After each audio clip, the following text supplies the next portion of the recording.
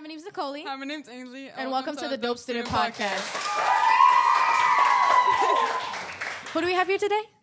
My name is Tureka Dixon. I am from the Finishing Trades Institute / District Council 21. Okay, Ms. Dixon. So today we're going to be asking some questions. How did you become interested in glazing, and what made you decide to pursue it as a career?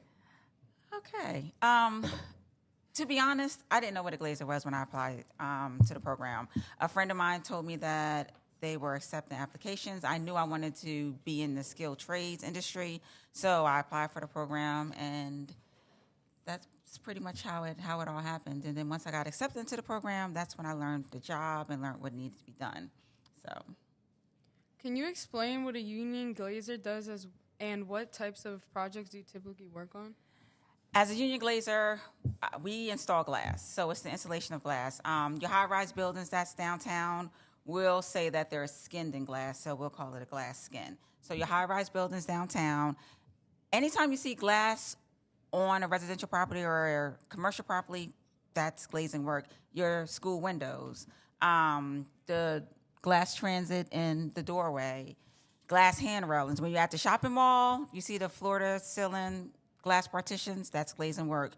When you go into your ShopRites, your CVS, any store where it's all glass openings and so forth for doorways, that is glazing work. So anytime you see glass at home, your bathroom mirror, shower doors, that's all glazing work. So anytime you see glass, that's glazing. What are some of the skills and qualities that are important for a successful union glazer to have? Being on time. Number one, being on time, and you have to be teachable. You have to be willing to learn. You have to be able to accept criticism. Getting into the trades as an apprentice, not knowing your trade, you're there to learn the trade. So you want to be able to receive all information, and you want to make sure that you're able to apply what you're taught out there in on the field. So those are things that are just extremely important. Being on time is number one. Being on time and staying off your cell phone. But definitely those are, good qualities to have.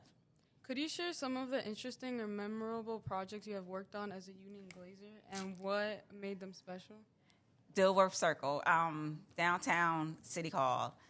It's the subway entrances. I always say they look like skateboard ramps, but it's all glass. That project was one of the most memorable projects because of the design. Like I said, they look like a skateboard ramp, and each piece of glass was about 1,200 pounds, and it had to be craned in. So I was a second-year apprentice at the time working on that project, so just being part of it and seeing how the installation process took place, that was like one of my most memorable jobs. And every time I ride by it, I'm like, yay, I worked on that. What are some of the challenges you face in your work as a glazer, and how do you overcome them? It's not always easy, to be honest. There are some jobs that are pretty challenging, and thankfully I work with a great group of people that we're able to help each other get through them. But there's different glass systems. I'm not an expert in all of them, so there's been times when I've been on projects such as like doing unitized glass. And the process is just different. The glass is in the frame, it's heavier, it's more steps to it. But, when you work with a great bunch of people and people that are there to show you everything that you want to do, that you need to do and guide you the right way. And one thing with myself, I am teachable, so I'm always willing to learn. I'm always, paying attention and making sure that I take the proper instructions, not only to keep myself straight, but also to keep my coworkers safe, because that's another huge part of the job. But, yeah, that's some of the challenging parts of it.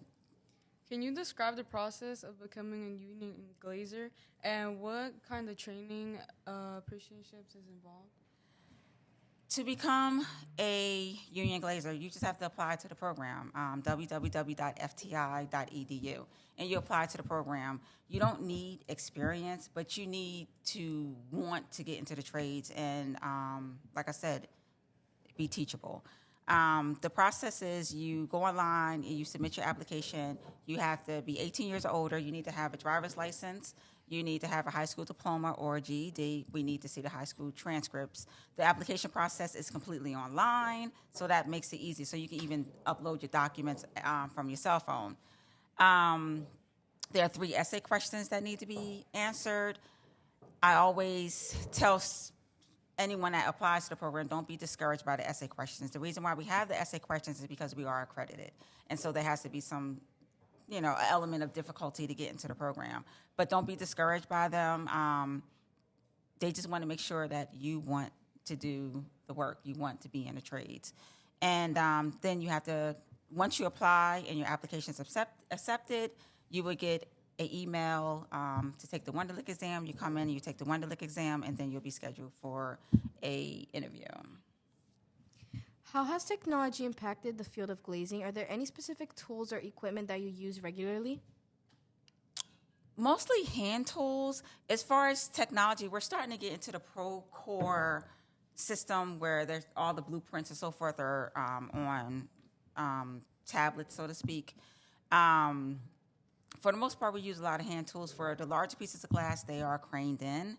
But there's not too many, I guess you say we're using technology and so forth that is required with our job. So it's not that much as far as advancement with the technology age.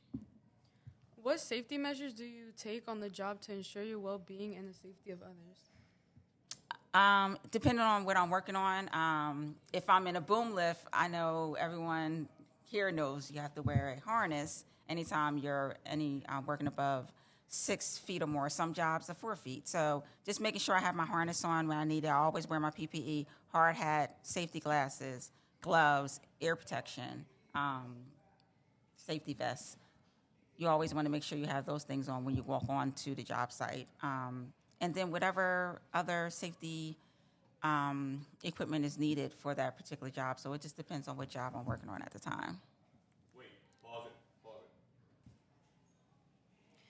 Are there any certifications or license that union glazers need to obtain? If so, how do you go about acquiring them?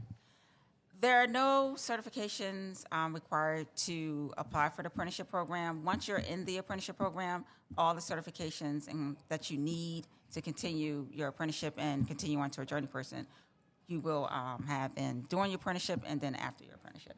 But initially, getting into the program, you don't need any specific certifications. Does it help if you have your OSHA 10? Yes, but generally you don't need any certifications.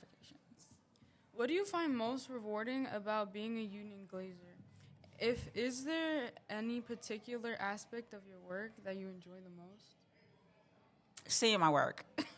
To be honest, one thing that's unique about glazing is you get to see all of your work because you're installing the glass. So you can ride by any building and you'll be able to see your work. Certain projects, it is very rewarding for me to see the finished product because who doesn't want to see the finished product of something that they worked on? So that's like a huge part for me. How does being a union member benefit your career as a glazer? What advantages does it provide? Being a union member has its benefits as far as health care, dental care, pension, and annuity. Being in the union and a part of the union has helped me grow as far as educational wise. I was able to obtain my bachelor's degree through my apprenticeship. So that's also a plus. So there's a lot of benefits to it. As far as jobs are concerned, I don't have to fill out an application for every job that I go on. Because I'm in the union, I'll just contact my business agent in the event that I am laid off, and they will place me on a project or a job that's going on. So there are several benefits to being in the union. Last but not least, if a middle school student is interested in pursuing a career in glazing, what advice would you give them? Attend a school with a CTE program, specifically in construction. That way you'll have a good idea of how the construction industry works. You'll be able to groom yourself, so to speak. Your teachers will groom you. And then if you are going to a CTE school within the Philadelphia School District, such as Dobbins, Edison, Swinson, Franklin, just to name a few. In your junior year, you could be a part of my VIP program, which is a program that we have at the FTI in conjunction with the Philadelphia School District, where students come out 1 day a week for 15 weeks as a junior and a senior, and they receive 5 certifications. One certification, fall protection, first aid CPR, lead, RRP removal, scaffolding, and OSHA 10. And then you get to spend 3 days in each trade as a senior. So in each trade that we offer at the Finishing Trades Institute. So you get to work within the trades that's underneath our umbrella. You also receive all the skills that you need to help you have a successful apprenticeship when you go out there into the construction area. We give you hard hats, safety glasses, all your PPE, and we start the day out as if you are working on a construction site. So that's a little added bonus, but definitely going to a CTE school just to have that structure and that experience and that exposure to everything that's offered in the union trades. Thank you for letting us interview you, Ms. Dixon. This was the last episode of the Dope Student Podcast. Bye. See ya.